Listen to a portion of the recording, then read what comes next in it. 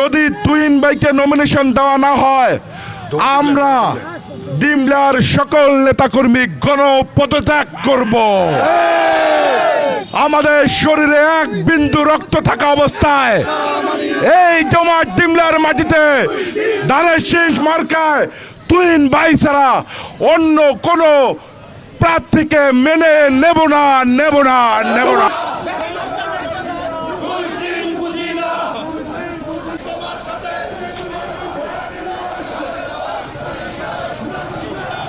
তরুণ প্রজন্মের বেকারত্ব দূরীকরণ থেকে শুরু করে বিভিন্ন রকম কাজ করে গেছেন। তাকে বাদ দিয়ে আমরা যাকে কখনো দেখি নাই, আমাদের ডোমার ডিমলার মানুষ যাকে চেনে না, এইরকম একজন মানুষকে জোটের প্রার্থী হিসাবে ঘোষণা করেছে, যেটা আমরা মনে করি এটি একটি পুরোপুরি আত্মঘাতী সিদ্ধান্ত। আমরা আমাদের বিএনপির হাইকমান্ড ও আমাদের সাংগঠনিক অভিভাবক আগামী রাষ্ট্রনায়ক তারেক রহমান কর্তৃক বিনীত অনুরোধ রাখতে চাই যে আমাদের ডোমার ডিমলার মানুষের আবেগ নিয়ে যাতে কোনো ছিনিবিনি খেলা না হয়। আমরা ডোমার ডিমলার মানুষ বরাবরই সারা বাংলাদেশের চেয়ে অনেক পিছিয়ে আছি। আমরা এই দেশ স্বাধীনের 53 বছর পরেও আমরা আর পিছিয়ে থাকতে চাই না। অনতি বিলম্বে তুহিন ভাইকে নমিনেশন দিয়ে আমাদের ডোমার ডিমলার মানুষের উন্নয়নের কাণ্ড হিসেবে আমাদেরকে উপহার দিবেন, এই আশা আপনারা সকলেই রাখবেন।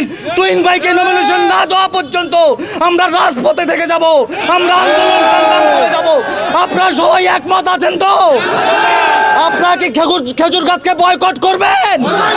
আপনারা সবাই খেজুর গাছকে রাস্তায় উঠতে দিবেন না।